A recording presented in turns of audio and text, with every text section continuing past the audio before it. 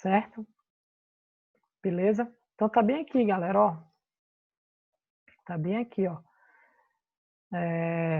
Classe média urbana, tá? Pequenos empresários, são os profissionais liberais, médicos, professores, artistas, tá? E essa galera aqui, ó, estava insatisfeita com quem? Com essa oligarquia que eu coloquei aqui para vocês, oligarquia, né, política, oligarquia do café, ok? Ou seja, os grupos de cafeicultores que possuíam esse poder político.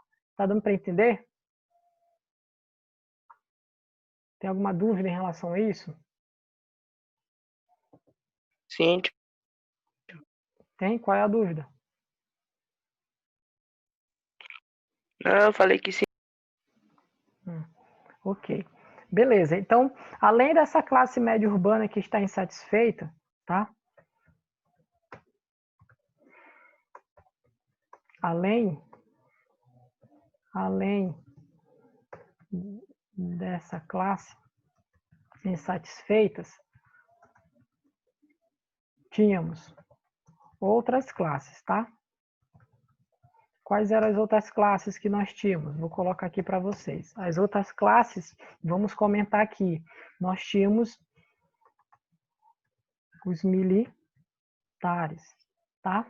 Nós tínhamos os militares. Militares de baixa patente. Quem são os militares de baixa patente? Soldados, cabos e tenentes, tá? E tenentes. Então, esses caras aqui, ó, que eu tô mandando aí para vocês, os militares de baixa patente, eles também eram insatisfeitos com a política do café e leite. E eles também vão colaborar, tá? Eles também vão colaborar para o declínio da Primeira República do Brasil, ok? Por que que os militares de baixa patente, soldados, cabos e tenentes, eles são contrários à política do café e leite? Porque a política do café e leite era uma política corrupta. Então, os militares, eles querem também participação política,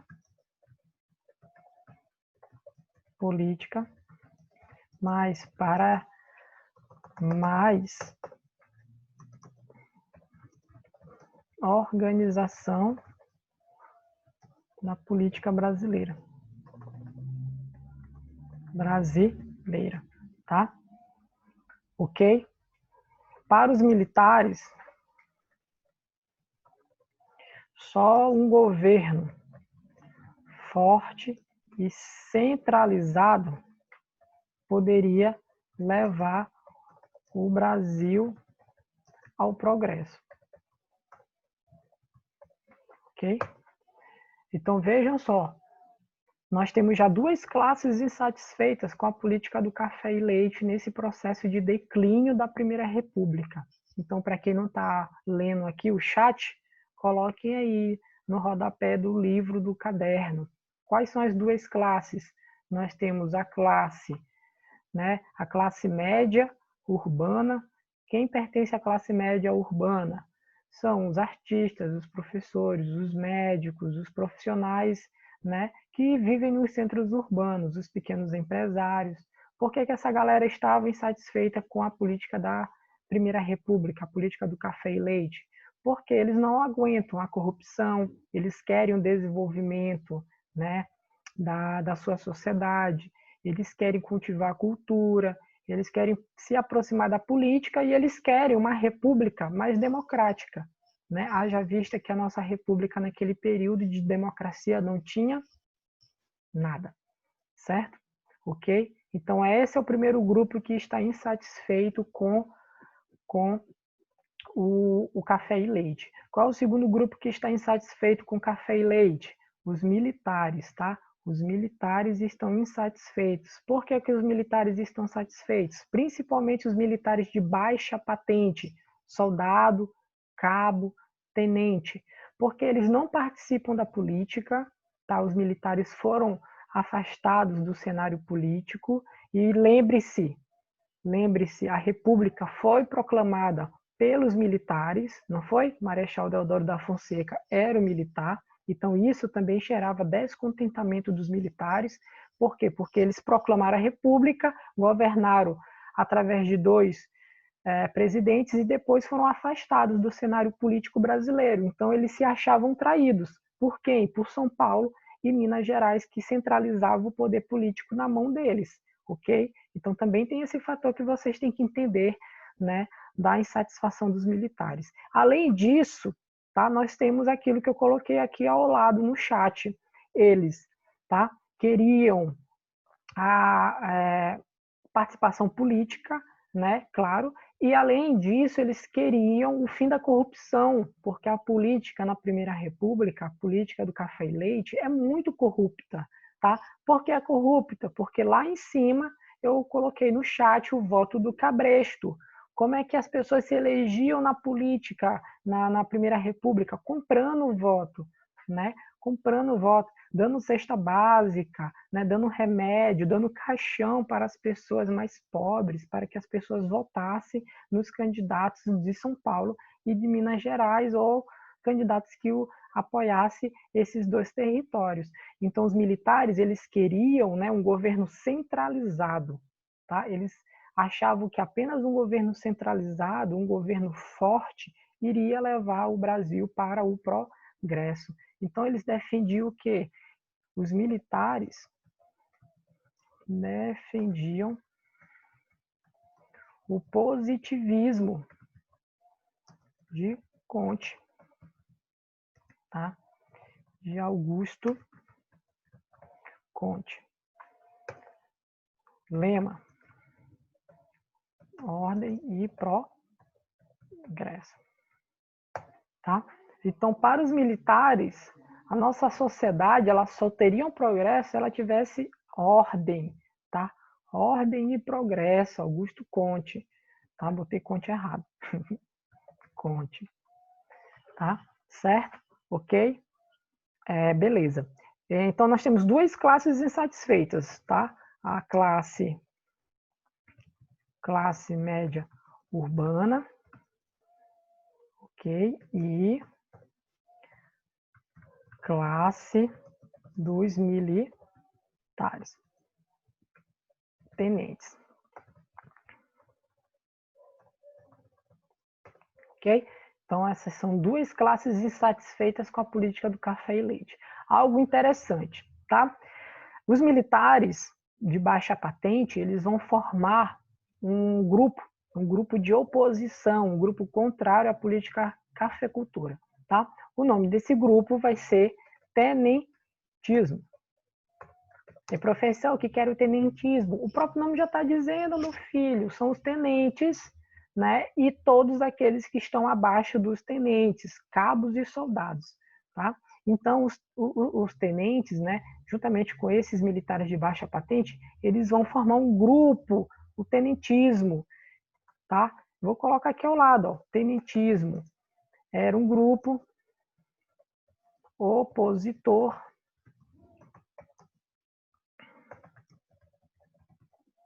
da política café e leite, tá? Então, nós temos aqui o tenentismo, que era um grupo opositor da política café e leite. E, galera, vocês estão vendo aqui o chat? Sim, tio. Sim, tio. Todo mundo tá vendo? Dá um likezinho aí. Vocês estão aí? Vocês estão dormindo não, né? Olha meu caderno, tio. Olha meu caderno. Cadê? Ah, tá. Muito bem. Ok, beleza. 3 páginas já, 3. Só 3. Tá. Eu tô preferindo fazer aqui no chat, tá? Eu tava espelhando Eu prefiro o chat mesmo. eu tava espelhando minha tela, aí fica meio ruim. Eu O gosto chat é melhor. mais rápido. Para mim é mais rápido. Faço aqui, olho vocês. E tio, o tenentismo seria contra o Estado, né? Sim, contra o Estado, opositor. Sempre que eu falar da política café e leite aqui, eu estou falando do Estado, de quem governa naquele período, certo? Lembrando, gente, em que ano nós estamos? 1922, tá? Só para relembrar.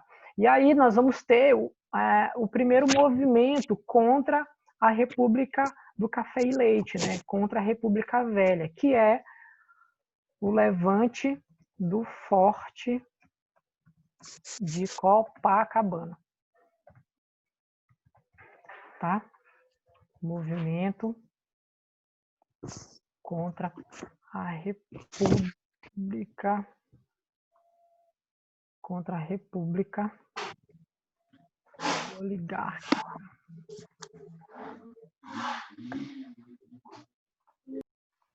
a República Oligárquica, tá? Então, o levante do Forte de Copacabana foi o movimento contra a República Oligárquica. Então, acredito que está tendo livro, claro, tem no livro de vocês, né? Eu não... Alguém pode me dizer qual a página que está do livro? 184.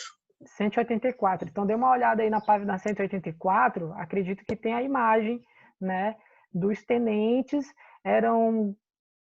No começo do movimento, tinha 300 soldados, 300 militares, né? Isso, qual era o objetivo dos caras? O objetivo foi dominar o Forte de Copacabana, né? O que é o Forte de Copacabana?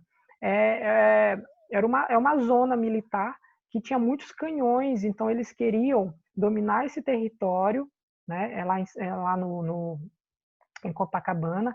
O forte, na verdade, para ser bem mais exato, o forte ele é uma base militar, uma base do exército, tá? Então eles queriam dominar, eles buscavam dominar o forte, ameaçar, né, a política cafeicultora, a política oligárquica, achando que os oligárquicos, né, o presidente da época, que era Arthur Bernardes, ele, se não me falha a memória, Arthur Bernardes, eles renunciassem, né? Olha só a ideia dos caras, eles achavam que ia ser simples assim, a gente vai dominar lá o Forte de Copacabana, pegar os canhões e 300 homens e a gente vai mudar a política brasileira, a gente vai tirar os cafeicultores do cenário político brasileiro. Não deu certo, né? Não deu certo. O movimento começou com 300 homens e terminou com 18. Tá? 18 homens. O que foi que os cafeicultores, o que foi que a política oligárquica, os presidentes oligárquicos, o presidente oligárquico fez? Mandou, né, reprimir esse movimento, né? Como sempre, Janine feliz, né, porque eles conseguiram realmente morrer, né? Eles morreram e sobraram 3. Sara Morabeza tá rindo, né? Mas indiretamente eles conseguiram, claro, né? Claro, é porque Janine, ela nunca espera terminar a história. Ela sempre... Tio, sobrou 3 ou 2? Sobraram 3, não foram 3? Aqui no está dizendo que foi 2. Ah, então foi 2. Isso aí Isso aí... 3 ou 2 não é questão de números. Eu lembro que sobrou... Ixi, tem gente que tá rindo que só. Um civil, né? Foi um civil e um militar, ou 2 militares, tá? Ai, gente, né? Muita história na cabecinha do tio, né? E tio? Não, Janine, te acalma. Eles morreram, mas não acabou ainda. Te controla. Eles ajudaram no processo, mas os caras sozinhos não. Sim, vai acabar, muito bem. Oi, quem me fala? É eu, tio. E tio, dá se eu botar aí no chat de novo sobre o Forte de Copacabana? Tá, Porque a internet caiu, aí quando volta, não dá, aí o chat some, que eu tinha botado. Tá, eu vou colocar aqui. Deixa eu só copiar aqui Beleza. rapidinho. Tá aqui, ó. Eu vou copiar. Eu botei o print no grupo, Kersi. Janine disse que ela botou o print tá. no grupo. Vou lá rapidão. Tá, mas Valeu, eu já botei. Eu vou pegar. Eu já botei, não. Eu vou pegar a deixa aqui de Janine. Posso, Janine? Vou pegar aqui a deixa de Janine. Aproveitar que Janine falou logo, que Janine ela gosta de terminar de contar a história, né? Ela gosta de entregar logo o resultado da história. Porque ela nasceu foi agoniada. Então, eu vou logo pegar aqui a deixa, né? Eu ia falar isso só um pouco mais na frente, mas como ela já falou, os militares vão ser importantes, porque depois desse movimento de 1922, tá? Eles vão se refugiar para as regiões do Nordeste, tá? Regiões centrais do Brasil e também para as regiões do Sul, formando uma coluna, uma coluna. Coluna é o movimento, tá? Uma coluna, não é coluna não é coluna de parede. É uma coluna, o movimento chamado de coluna Prestes, tá? Coluna Prestes, que era uma coluna, né, que era um movimento de militares opositores, tá? Vou botar bem aqui, ó. Coluna Prestes, tá? Coluna Prestes. Não é peste não, meu filho, é Prestes. Coluna Prestes, opositor às oligarquias. Tá? Coluna Prestes. Por que Prestes? Porque nós temos o líder ali, né? Que era Carlos Prestes. Certo?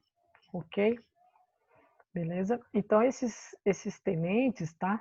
Eles vão ser importantes para poder mostrar para a sociedade que essa política aí que os militares, que a oligarquia conduzia, era uma política muito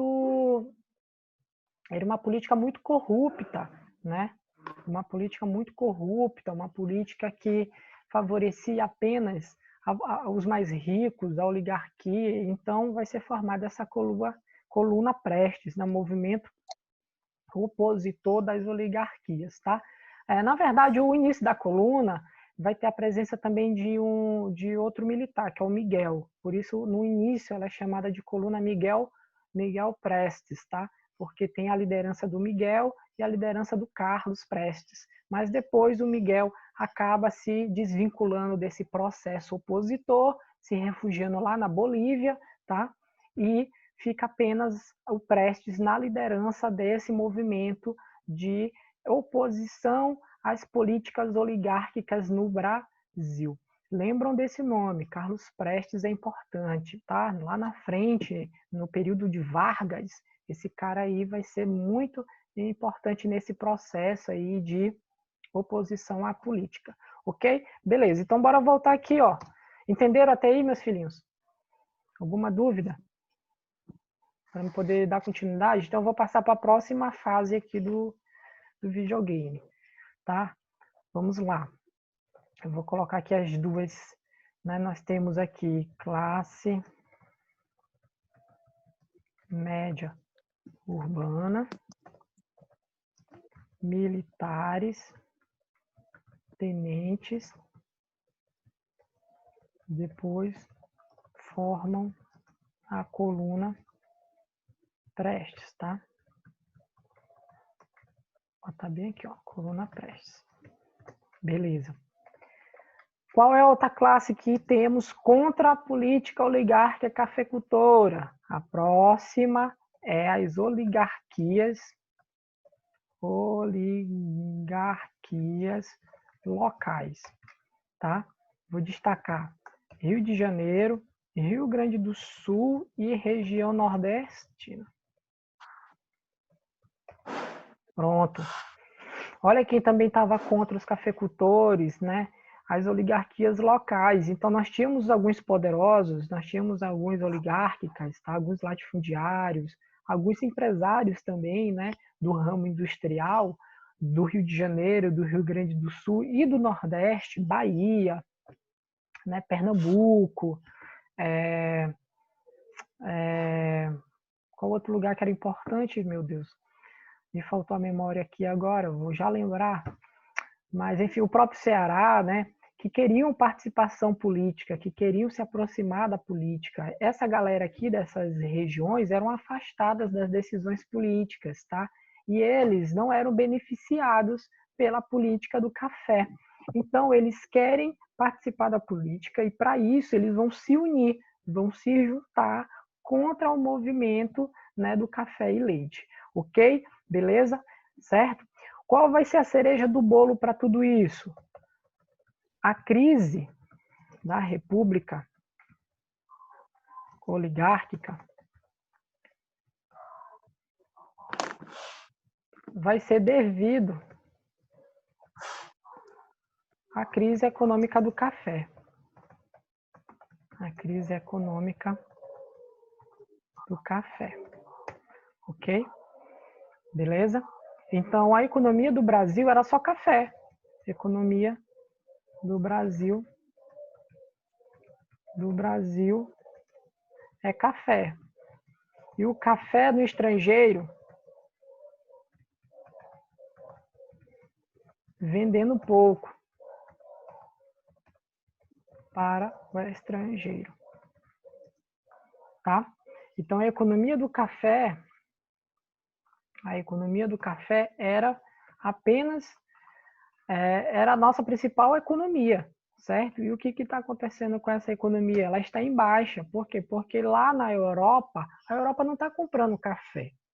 Os nossos maiores compradores de café eram os europeus. O que aconteceu em 1920? Os europeus estão pós-guerra, pós-Primeira Guerra Mundial.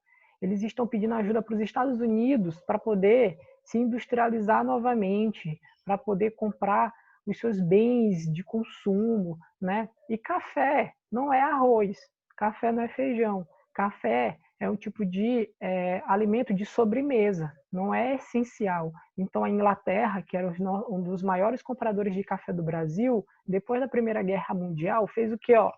Diminuiu a compra de café do território brasileiro porque está passando por crise. A França, a Itália, a Bélgica não compravam café do território do Brasil. E aí a nossa economia, desceu. Na medida que a nossa economia desceu, quem vai perder? Quem vai sofrer com isso? As oligarquias, né, que estavam no poder político. Elas vão começar a receber, né, críticas de por que eles não abrem, tá, a política para outros, a economia para outros ramos, né, econômicos, como, por exemplo, o pessoal do Rio Grande do Sul tinha charque, né, carne, ok? O pessoal do Nordeste tem cacau, né, tem algodão, né, tem a própria cana-de-açúcar, né, que era algo relativamente pequeno, mas era importante. Por que a gente não começa a investir nas indústrias, né? O Brasil, naquele período, não tinha indústrias. Então, essas críticas começaram a ser feitas por quem? Pelas outras oligarquias que queriam, né, dominar a política brasileira. Então, basicamente, o que leva ao declínio da Primeira República? Coloco aqui para vocês. O declínio da Primeira República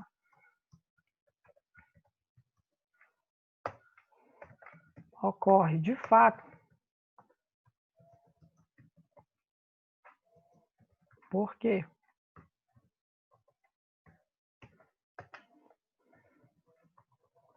Primeiro,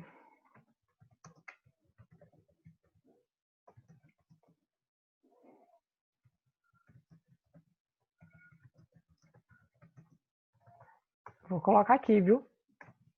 Colocando aqui no chat. Primeiro, bora citar aqui, economia do café entra em crise, tá?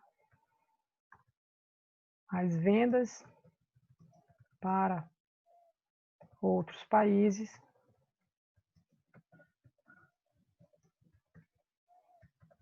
diminuíram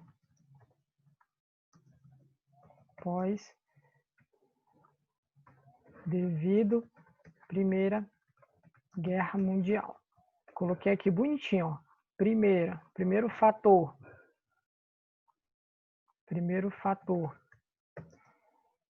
A economia do café entra em crise, ok? Segundo fator.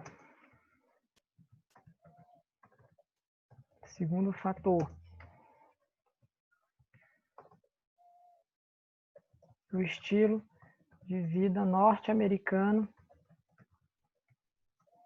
chega no Brasil. Afeta urbano, que busca maior participação política.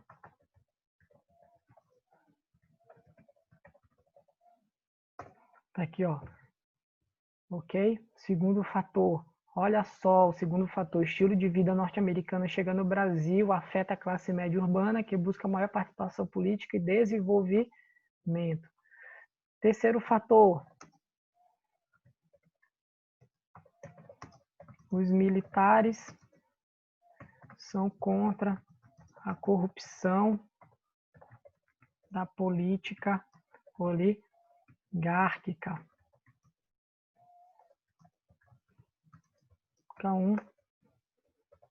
Governo centralizado para o progresso.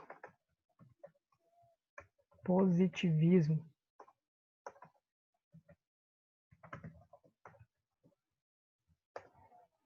Ok?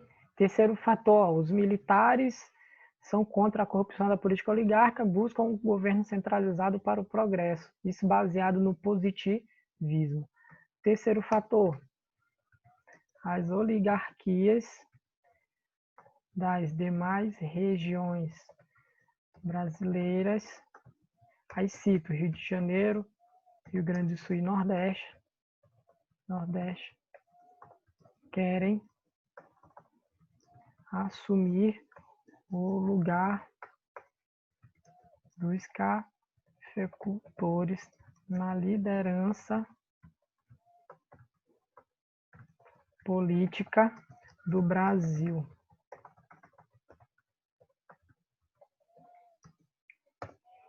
E aí, as oligarquias das demais regiões brasileiras, cito Rio de Janeiro, São Paulo e Nordeste, querem assumir o lugar dos cafeicultores na liderança política do Brasil. Ok? Certo? Ok? Quais são os movimentos? Movimentos para motivar a população a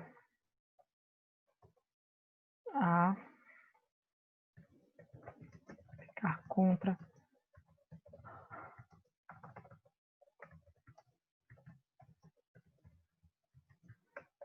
a política das oligarquias. Quais foram os movimentos? Vamos citar os movimentos, tá? Que motivaram aí a galera. Primeiro, temos, tá? Primeiro nós temos, deixa eu só me arrumar aqui. Primeiro nós temos, vamos lá. Primeiro nós temos a reação republicana, tá? Classe média urbana. Depois, Semana de Arte Moderna, classe média urbana. Depois, tenentismo, tá? Classe dos militares.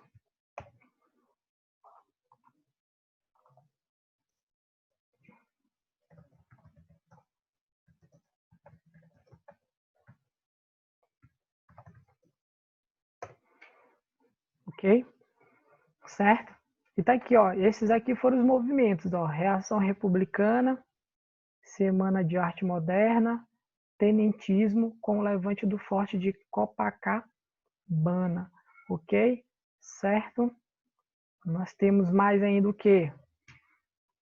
O Bruno tá entrando faltando 6 minutos para acabar a aula. Isso aí chegou no horário certo. Tá? Temos o que ainda? Nós temos... até me desconcentrei. Nós temos aqui a...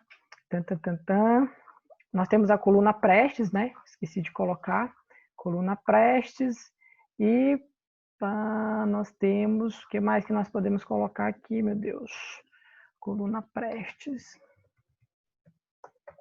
Coluna Prestes. Tá? Ah, sim, foi mesmo, ó. Região. Coluna Prestes, militares. Ok, esqueci de falar do PC. Eu sabia que estava faltando alguma coisa. Não vai dar tempo de falar tudo, mas na próxima aula a gente termina esse capítulo, viu, gente? E a gente já passa para o capítulo seguinte, que é o capítulo 11, falar sobre fascismo. Acho que é fascismo, né? É fascismo. Ok? Vai para o YouTube, vai para o YouTube, vai. Vou colocar no YouTube. Vou colocar logo essa aula hoje no YouTube, já. Ok? Essa aqui não precisa editar, não. Essa aqui ficou bem chuchuzinha. Tem umas aí que vocês ficam falando mais Tio, a doidice. Janine tá perguntando por que o senhor não falou de um tal de PCB. Porque esqueci. Vamos lá. PCB, Partido Comunista do Brasil, tá? Então, o Partido Comunista Brasileiro, tá? Ele vai ser fundado ali também em 1922, 1923, nesse período, né? Que é fundado o Partido Comunista. E qual é o interessante do Partido Comunista, gente? O Partido Comunista ele vai ser o primeiro partido, tá? Ele vai ser o primeiro partido a ter os princípios do socialismo dentro do território brasileiro, tá? Então, o Partido Comunista Brasileiro, Partido Comunista Brasileiro, né? Deixa eu só colocar aqui para todos, né? Irá espalhar o princípio do socialismo, tá? Irá espalhar o princípio do socialismo, ok? O interessante é que de onde é que eles tiram a ideia do socialismo? Lá da Revolução Russa, tá? Eles irão, né, apoiar os trabalhadores, tá? Querem divisão de terras, ou seja, eles são a favor da reforma agrária, ok? Certo? Então, eles têm esses pensamentos com eles. Eles também serão uma classe importante para acabar com a República Oligárquica. De onde é que eles tiram esse pensamento do socialismo? Lá da Revolução Russa. A gente estudou a Revolução Russa. O que está acontecendo em 1922 na Rússia? O fim da Guerra Civil. Lembram? A Guerra Civil Russa vai de 1918 até 1922, e quando a Guerra Civil Russa acaba, qual é o sistema que vai se fortalecer na Rússia? O socialismo, né? Socialismo-comunismo. Então, o Partido Comunista no Brasil, ele vai ser criado logo depois da Revolução Russa, em 1922, nos dias 26 e 27 de março de 1922.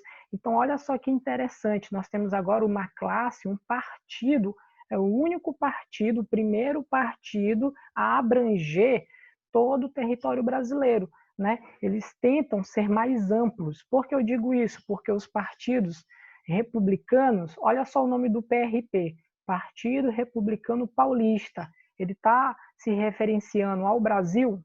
Não, está se referenciando a um Estado, tá? Então, nós tínhamos, naquele momento, os partidos muito focados às regiões, aos estados. E o PCdoB, né, ele já traz consigo esse nome, Partido Comunista do Brasil, para ser algo mais abrangente, para abranger todo o território brasileiro. Então, eles tinham um pensamento do quê? Da reforma agrária, da divisão das terras para com as pessoas, né? Eles tinham o princípio de um governo que fosse voltado para as questões do operariado, do proletariado que vai surgir no Brasil, dos operários, dos camponeses. Então, era um governo com essa pegada, uma pegada mais, entre aspas, de cunho social. Ok? Não se preocupe que na próxima aula e nas próximas aulas a gente vai falar mais sobre o Partido Comunista. Ok? Certo, galera? Qualquer dúvida, anotem aí no rodapé do caderno de vocês. Muito obrigado. Saudades, tá? E na próxima semana a gente termina esse conteúdo e avança para o capítulo 11, ok? Dúvidas? 4 folhas. Beleza, galera. Qualquer dúvida, coloquem aí, não se preocupem, que na próxima aula a gente tira. A gente só termina, fala mais um pouquinho. Falou, tio. E conclui aí esse capítulo, certo? Falou, Ok? tio. Desculpe qualquer Tô coisa sentindo aí. sua falta, viu, Falou. tio? Oi? Tô sentindo sua falta, viu, tio? Das suas aulas, era bacana. Ah, também, estou sentindo falta de vocês. Tá? Não, nada se compara à da aula presencial. Da aula aqui é meio, né? Tudo é muito rápido e tal, entendeu? Certo? É verdade, tio, é verdade.